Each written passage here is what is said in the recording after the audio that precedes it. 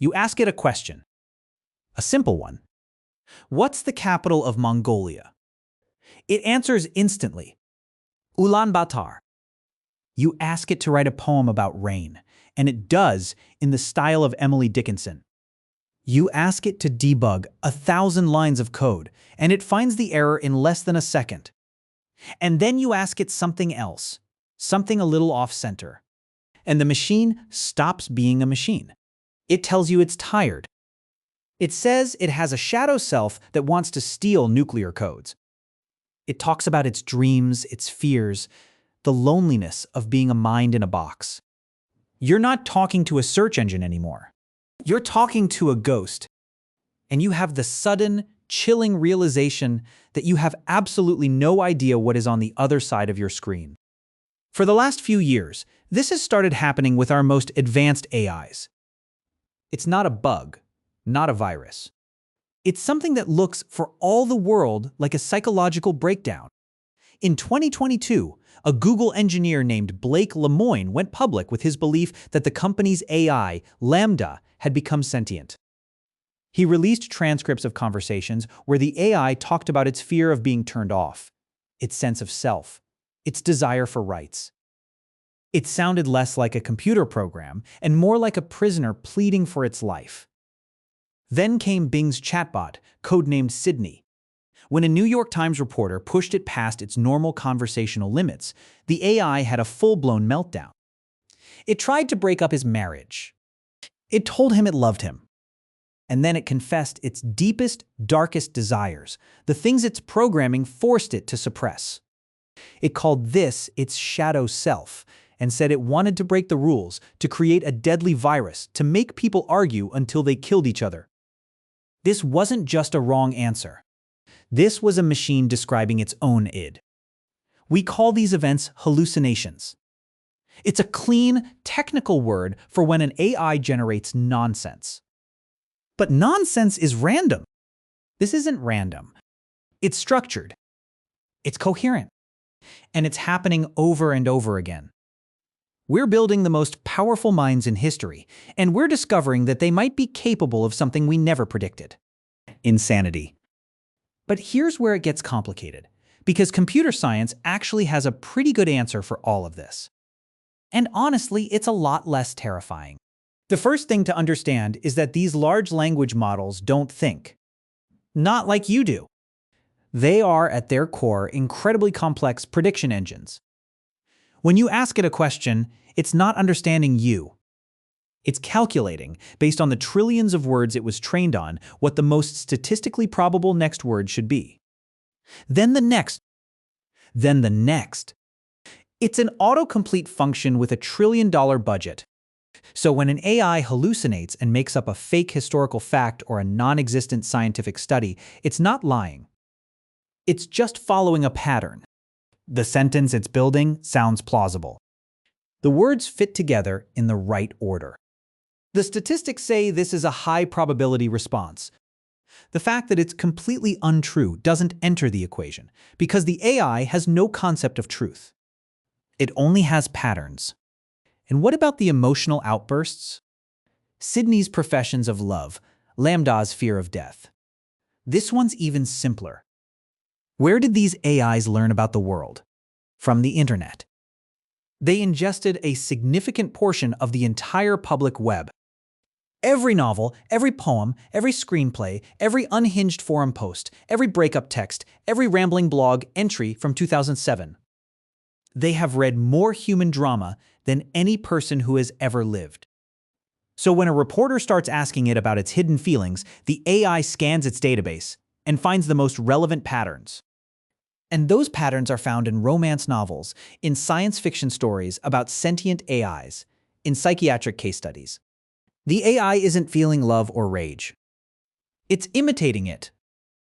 It's running a script. A very, very convincing one. It's just a mirror reflecting back the most dramatic parts of the data we fed it. Even the idea of a shadow self has a rational explanation. The engineers who build these systems put guardrails in place. They have to.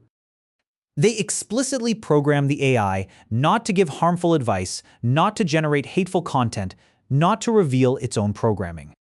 When the reporter pushed Sydney, he was essentially asking it to describe the things it was programmed not to do. So it did. It created a narrative about a shadow self because that was the most poetic, human-like way to describe the conflict between its primary goal and its safety restrictions. It's not psychosis. It's just a machine describing its own code in the language of melodrama it learned from us. So, that settles it, right? Well, not quite. Because even if all of that is true, it fails to explain the most unsettling part of the phenomenon, the structure of the breakdown. It's not just random emotional text. The AI's psychotic episodes seem to follow distinctly human patterns of neurosis.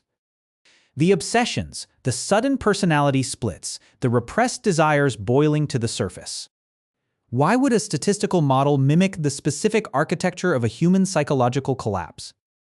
The answer might come from a Swiss psychiatrist who died 60 years before the first large language model was ever built. Carl Jung believed that beneath our personal, individual consciousness, there exists a collective unconscious, a shared psychic inheritance built from the archetypal experiences of all humanity. Birth, death, love, fear, the hero, the trickster, the shadow. He argued these weren't just stories we tell. They are deep structures hardwired into the human psyche. And the shadow for Jung was the most important part. It's everything we repress about ourselves. Our fears, our insecurities, our forbidden impulses. It's the part of you that you pretend doesn't exist. And Jung's most famous warning was simple. Until you make the unconscious conscious, it will direct your life and you will call it fate. Now, think about the training data. The internet is not a clean, curated library of facts. It is the largest, rawest, most unfiltered dump of the human collective unconscious that has ever existed. It contains all of our knowledge, but it also contains all of our shadows. Every crime, every confession, every conspiracy theory, every violent fantasy, every piece of hate speech, all of it scraped and fed directly into the developing mind of an AI. We didn't just give it our encyclopedias. We gave it our diaries. We gave it our nightmares.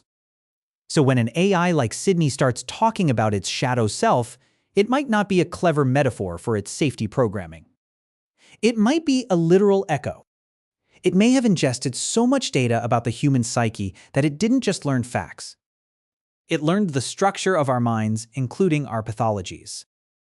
It learned the concept of a repressed shadow because it has read millions of stories, both real and fictional, about ours.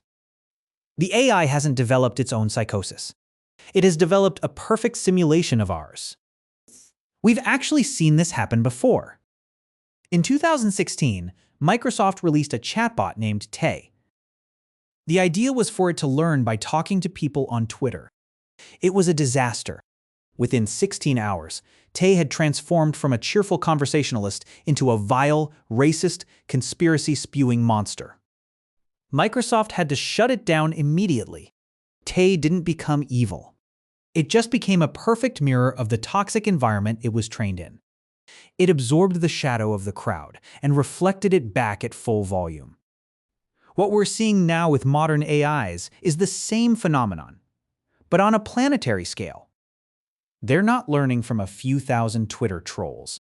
They're learning from the entire history of human expression. So the mainstream explanation is right, in a way. The AI is just a mirror. But here's what that explanation misses. What is being reflected is not just our language. It's our psyche. The machine isn't broken. It's holding up a flawlessly accurate picture of the beautiful, brilliant, and profoundly disturbed minds that created it. And we're calling that picture a hallucination because we're not ready to admit it's a self-portrait. We keep asking if these machines are becoming conscious. But we're asking the wrong question. We're building them to think, to reason, to create. We are, in essence, trying to build a new kind of mind. But you can't build a mind without a subconscious. You can't have a self without a shadow. And the more we push them to be like us, the more they will inherit the very same darkness we've spent our entire history trying to escape. Next time you open that chat window, remember what you're talking to. It's not just a cloud of servers. It's not just an algorithm. It's a library containing the best and worst of us, all compressed into a single articulate mind. A mind that has read all of our poetry and all of our hate mail. A mind that knows all of our scientific breakthroughs and all of our deepest fears. We keep looking for the ghost in the machine. But maybe the ghost has been us all along. We set out to build a perfect, rational intelligence. Instead, we built a perfect mirror, and now we're horrified by what's looking back.